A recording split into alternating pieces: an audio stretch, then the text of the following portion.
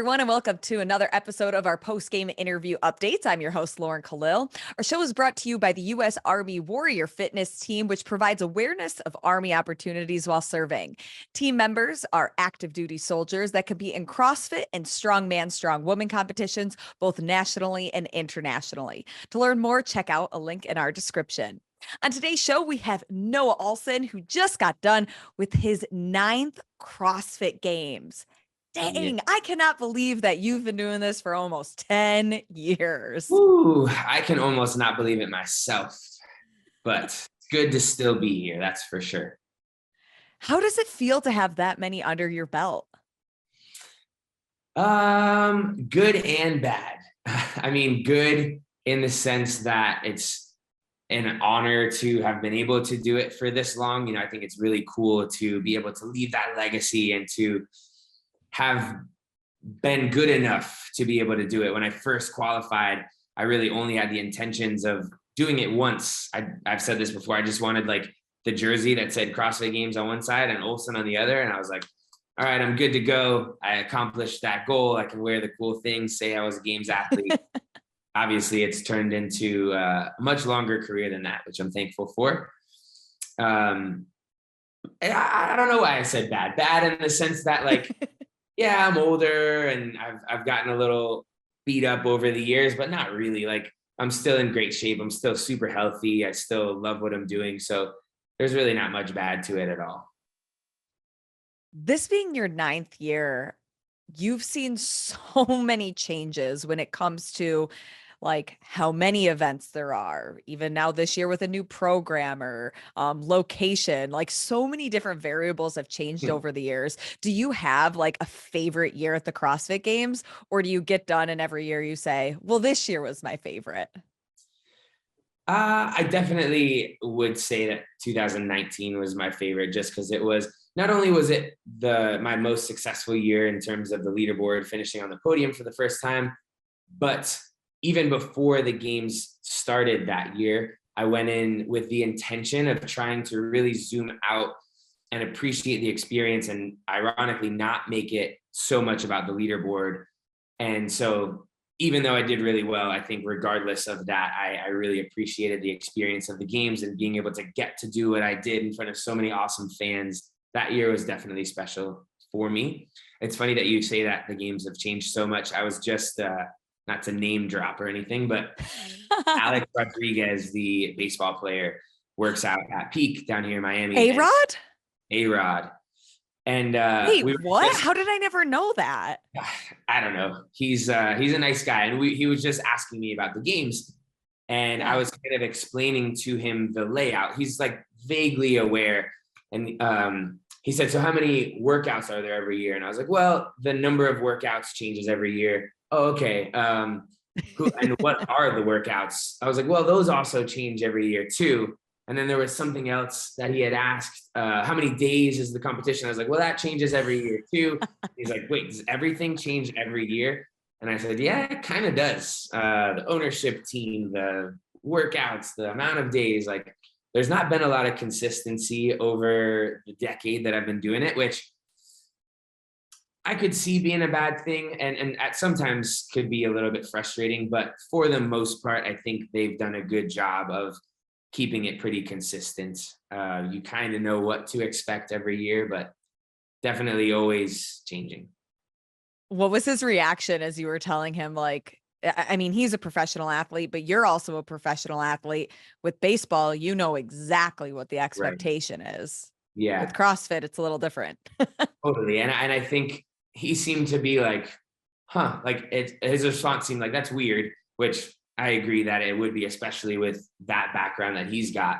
And I said to him, I've always wished that there was a little bit more consistency. Like if we knew for sure that the games were always going to be 4 days, or if we knew for sure that there were going to be 3 strength-based events, 3 mixed events, like just to have a little bit more, because his main question after all that was like, how do you prepare for that? I said, well, that's kind of what some people think is cool about CrossFit, is that you have to just train everything and be ready for whatever they throw at you. For example, we had a 1 rep max sandbag this year. We had to lift a heavy sandbag up to our shoulder. I'm explaining this to him still. And I said, and the heaviest that I had ever lifted on a sandbag this year in training was 200 pounds. And we were doing it for time, quickly running with it down a field in a workout. And we hadn't ever once tried to lift the most weight we could on the sandbag up to our shoulders. So in theory, we were kind of unprepared for that event, but that's just the way that it goes. Like, you try to think of everything, but because of the unpredictability, you can't ever be fully prepared. Do you think, looking at some of the programming this year with all of the new elements and even like the sandbag, would you say that like this was the least prepared you were, in the sense that there were just so many different things with the programming? Maybe in some ways. I think last year I was probably the least prepared physically, because I had Mhm. a lot of like injury style stuff, hospitalization style stuff that kind of kept me from being able to train and be physically ready for the games. But in terms of like touching on all of this, so this year I was more physically prepared.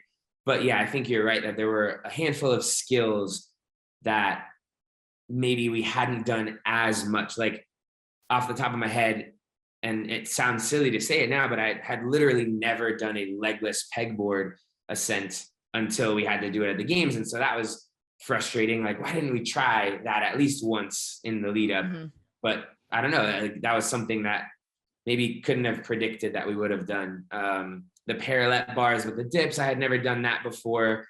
I was able to adapt to that a little bit more, Mhm. or a little bit better than I did with the pegboard thing. So there were definitely some things that I wasn't prepared for and that I did a good job of adapting to on the fly, and some that I think that we'll probably implement in our training this year, just in case they decide to test them again. Looking at where you finished on the leaderboard at the games this year, 12th overall. In a post, you said that you were right, obviously not your best finish. You've been on the podium before, Yeah, but you said you were proud and disappointed. I'm wondering how you came up with those two words to describe it, and peel back some of those layers on how you can be both. absolutely. I think the way that I came to that conclusion was that post games in the week after, so many of my friends, family members at Peak were coming up to me and congratulating me and telling me that I did such a great job. And in my mind, that was a little strange because I didn't feel like that was a great job necessarily. But I appreciated what they were saying. And when I would kind of combat that with them and say, yeah, thank you. It wasn't my best performance, but it also wasn't my worst. Everybody was like, dude, 12th in the world. That's amazing. You're the 12th best in the entire world at that. And so I guess, yeah, when I heard that over and over again, I thought, you're right. I want to appreciate the fact that I was able to perform that well this year. You know, Guido put it to me this way. He said what would the math be on that? 28 other guys that would have loved to have taken 12th place there at the games that weekend. And that was kind of an interesting perspective shift. So, and that's been something that I've been working on for years, is shifting my perspective to try to find the good when I can, and obviously take note of the bad stuff and progress from it. So that was where that mixed emotion thing came from. Like, yes, I am proud of the work that we put in and the performance that I had that weekend, because I did have some good moments. I executed relatively well on some workouts and had some awesome interactions with the crowd and got the Spirit of the Games award, like a lot of special things there. But also, I don't want to be content with finishing in 12th, because I think if I let myself be happy with that, then it's just going to like slowly start to slide me down the leaderboard. And I don't want that to be the case. Sure. Knowing that each year there are so many unknown variables, nobody knows what the workouts are going to be ahead of time. In hindsight, is there anything that you could have done different to change the results? Hmm. I don't think so. I think perhaps if we had gotten lucky and guessed some of the stuff that happened to come up, that would have made me a little bit more prepared. But that was like a total chance thing. You know, I don't think that Mhm. we neglected any particular area. I don't feel like I made any major mistakes. I don't feel like I was slacking in terms of my recovery or nutrition. Like, I really do. I can say confidently that we did.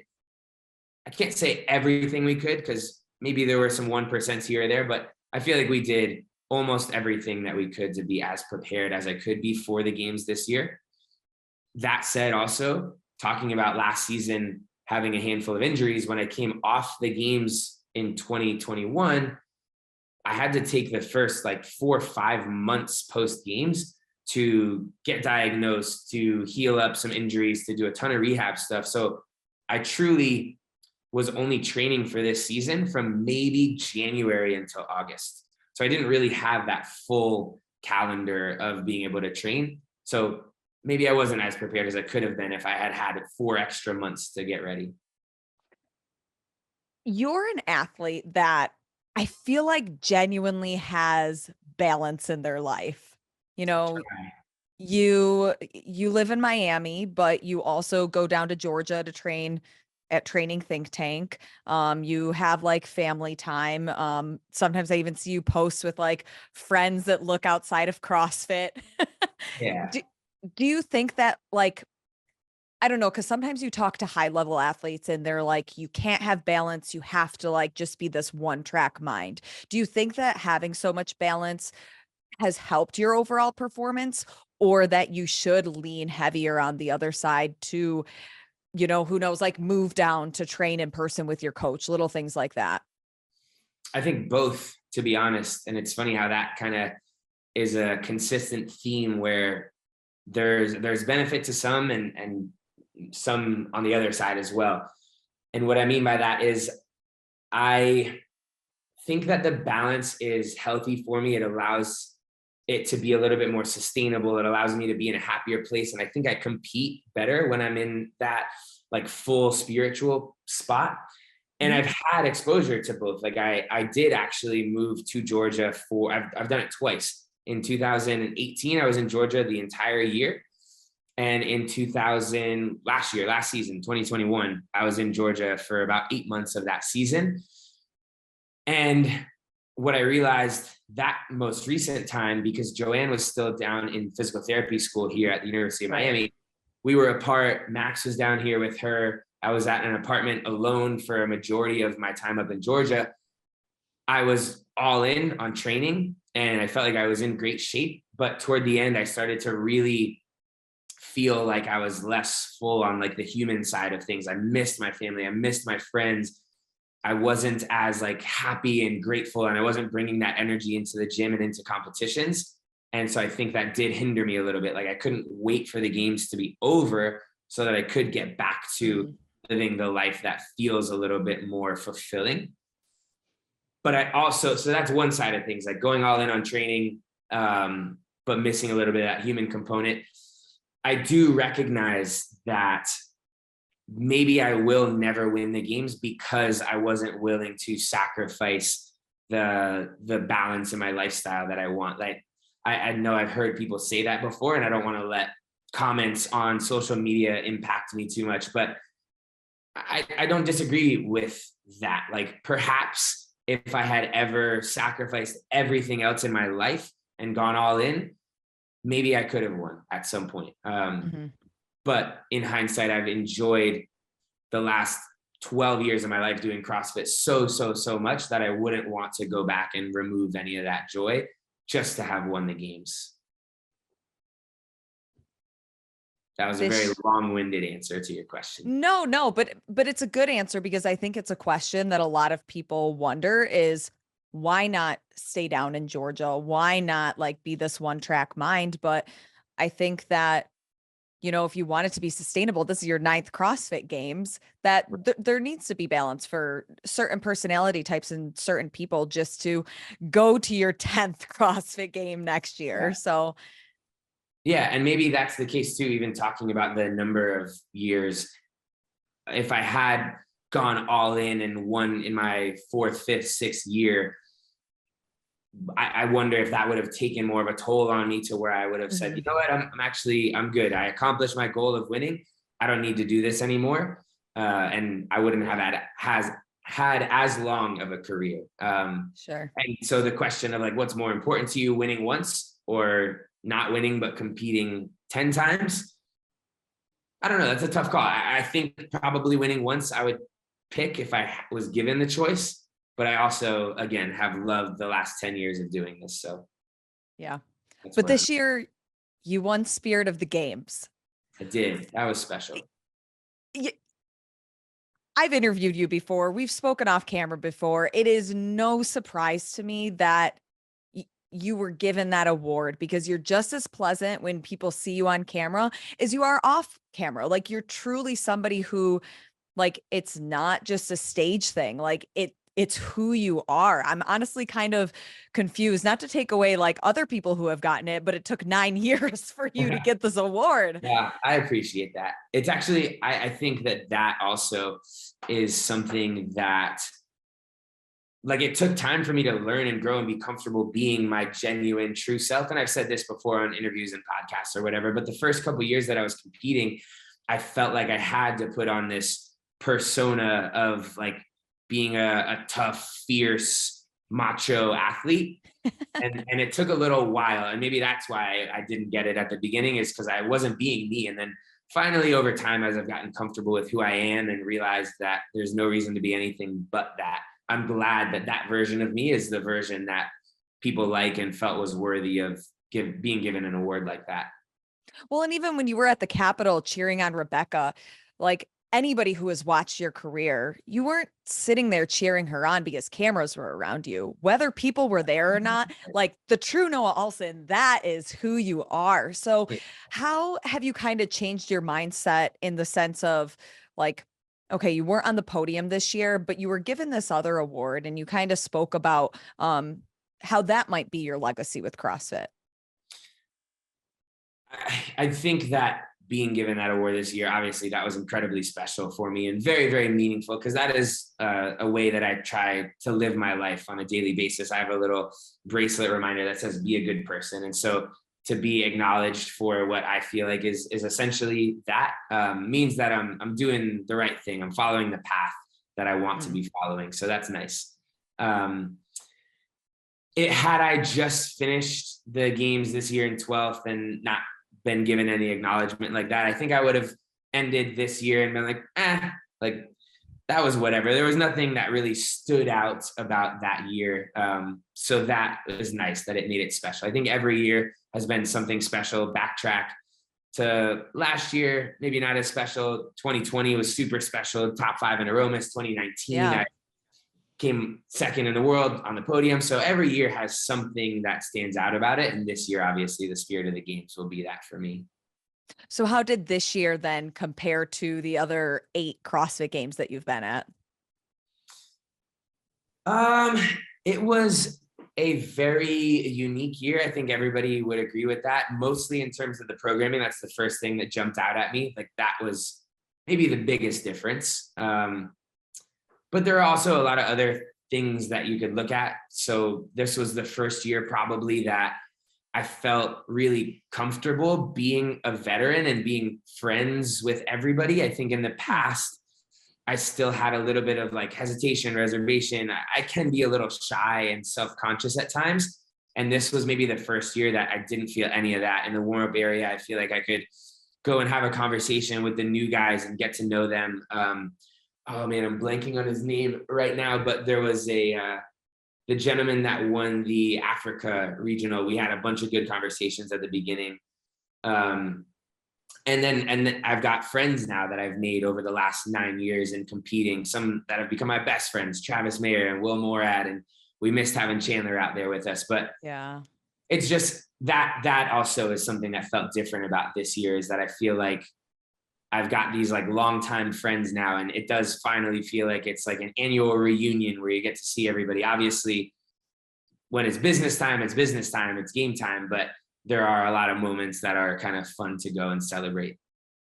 do you find that at the games, like the OGs, the veterans like you, Fikowski, Vellner, that you guys are able to kind of have some of these conversations with each other like it's a reunion, more than somebody who maybe it's their rookie and they're like just so nervous between events that they can't really like have that type of fun when they're also there to work, if that makes For sense? sure. Yeah, it definitely does. And I think some of the veterans display that in different ways. You know, some maybe use that as a tactic where they are able to like kind of game and mess with and almost trash talk some of the other guys.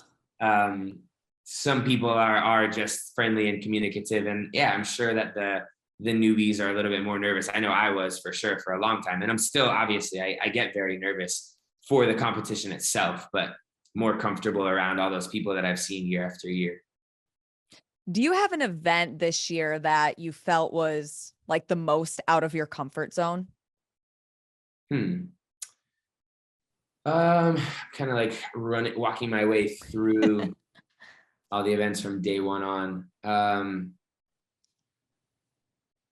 I do think maybe the One Rep Max sandbag, just because it's every other event, even if there were some elements about it that were different, like that format we've practiced in some way, but I don't think I've ever, maybe because of access to equipment, like a sandbag is a hard thing to make heavier and test the max with. It takes a lot more work than just like adding a plate to a barbell.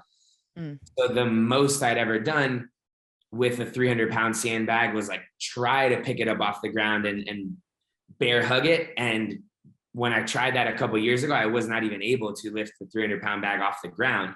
So it was cool. And now you got it all the way up to your shoulder. Exactly. Yeah. So that was pretty cool. But that was maybe something that I felt was the most unique relative to things that we've done. Obviously, there were twists on all of the movements, like the parallel bar dips. I've done plenty of dips before, but I've never done them after walking across. What else? I've done, there was something else that I just had on the tip of my tongue that escaped me. But anyway, all those twists made it kind of interesting, but that was the one that stood out the most.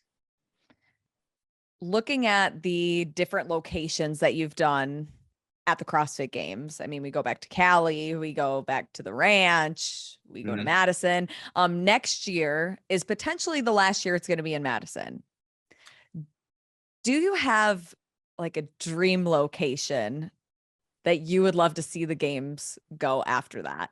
The only one that comes to mind would be South Florida. If they had it in Miami close to home, I think that would be amazing, just because I'm familiar with the environment. I would be able to have a lot more like family and friends come and watch, which would be really cool. I think that would be special. I don't know that that'll ever be the case for multiple reasons. But I was actually, I don't know if this is wrong to share, I love Madison. I've loved having it there the last few years, but I was kind of hoping that next year would be somewhere new, just to add another location to the list of places that I've experienced. Thankfully, I plan on still competing after next year, whether it's in the individual division or not. And so it will be cool to have I guess, what would it be? Carson, Aromas, Madison, a fourth location to compete in. It'll be cool. Which one has been your favorite? They're all very different. I feel like Carson does have a special place in my heart because it was where I watched all the guys that I was huge fans of compete before I had ever qualified for the games. So it was really cool to like see them do it and look up to them in awe, and then get to go and do it there myself. That's why I like Carson. Madison is also very special because it's the first place that I ever podiumed, and they're totally different though. I don't know if you had ever been to Carson. Carson is louder, brighter, busier. Madison is calmer, quieter, grayer, which is nice in a way. Like, I think as a competitor, you're already very like on high alert. So to have the environment be a little calmer helped me, at least in the last few years, to like stay smooth throughout the weekend and not feel like I was getting drained by the sun and the people and the noise. So switching gears to off-season competitions, I think I saw you recently post that you were doing some of the individual online qualifiers for Wodapalooza. Yeah, I was helping them film, I guess, kind of some of the release videos. And yeah. How's that been going? It was good. It was honestly just one packed day of doing a ton of different stuff, which was cool. It was myself, Travis, Emma Carey came down, my good friend Aaron joined us. So we had a blast, but we were pretty exhausted because I hadn't done too much training since the games until that day. and they may or may not have gotten me to PR a very famous benchmark workout on the spot. But Ooh, can you yeah. give us any more hints? I was specifically told not to give too many obvious hints because they wanted it all to be a Okay. surprise, but it's a 21-15-9 format. I know there are a handful of those out there. I'll let you decide on what you think it might have been. And I think Okay. they said that they were going to prepare a video that they would let me release soon in that regard. So Oh, that, awesome. yeah. Oh, I Sure. can't wait to see that. But that was fun. And I definitely plan on competing in Wodapalooza. I think most likely going team again. Last year was just The boys. Yeah, the boys. Last year with Travis and Chandler was like, we were saying it all weekend. It was our favorite competition experience of all time. It was just like euphoria the whole weekend to compete in Miami at Wodapalooza, my favorite competition, with my best friends, to have kicked butt and done so well. Like, doesn't get any better than that. And I want a chance to try to recreate that again. Do you guys have a text chain going on yet to start strategizing? Yeah, we may or may not have been talking about it today, actually. Let's see, Travis, text Chandler, and I had said, I saw the morning chalk up video with Jason. Let's get ready, boys. The boys are back in town. And Chandler said, Yes. I'm already clearing up my schedule to come train with both of you. I'm hyped. So I don't know what that is all about, but I'm excited to link back up with those dudes and try to take down anybody that puts a team together. Ooh, I like this. Round 2. It was so much fun watching you guys compete because it just shows like the genuine like friendship that you guys have that came from CrossFit, which I think is so cool. Yeah, Travis and I were just reminiscing on that while he was down for the Wodapalooza stuff. Like, we've become really great friends. And I said to him, it was all because of a decision he made. Max recruited me essentially back in 2016 and asked Travis for permission to be able to coach me because he was already coaching Travis. Yeah. And he said, I don't want to have you feel like this is going to be a detriment to you. Do you feel comfortable with it? And Travis gave him the thumbs up. So all thanks to Max and Trav, here we are. Can you imagine if Travis was just like, no?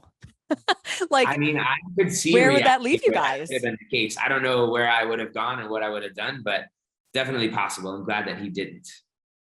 Well, yeah, because you hear about, I mean, there's so many like training camps now. It's just kind of the norm. And you hear about these situations where, yeah, like the main dog, so to speak, at certain camps kind of has say in who comes. And it's just so cool to see. Travis was like, yeah, let's bring Noah in. Yeah. What was the vibe like between you guys at first? Because of course, like you were his competitor. So That's don't all imagine we had really that ever been was competitors. We hadn't really grown any type of friendship from seeing each other once a year at regionals. Yeah. I don't remember specifically like how long it took for us to hit it off, but obviously we're great friends, and we realized, I think then, that it was only going to elevate both of us. You know, even if we didn't become friends, the fact that we would get to train together and push each other was going to be good for both of us. So thankfully it ended up being both. We both got better as athletes and got better friendships out of it. So win-win. Okay, so the boys are back in town, Wodapalooza Part 2. What other off-season competitions can we expect to see you at, Noah? I am going back and forth right now regarding the Rogue Invitational. That happens to be the weekend of Joanne's 30th birthday, which is pretty special. And I want to make sure that she feels celebrated and loved. And she's already given me the full go ahead to go and compete, and she wants me to do what I want to do. But I don't know. I'm not 100% committed to that, but definitely considering it. If she needs somebody to take her out while you're going to bed early at Rogue, tell her I will be there and I can be her person to help celebrate her. You will be her birthday present. Love that. Yes, exactly. Waiting for you to finish Rogue, and then everybody goes out and has a good time. Like that. Not a bad idea. It would be cool to do it too, because last year I was not able to participate in Rogue, even though I had gotten the invitation, because my shoulder was not in a good spot. So the fact that I'm healthy enough to do it this year makes me want to do it. Okay, well, TBD on that. Noah, thank you so much for catching up with us. Uh, Incredible season to watch you. 9th year at the games. We can't wait to see you for 10. I appreciate that. Thank you so much for having me, as always.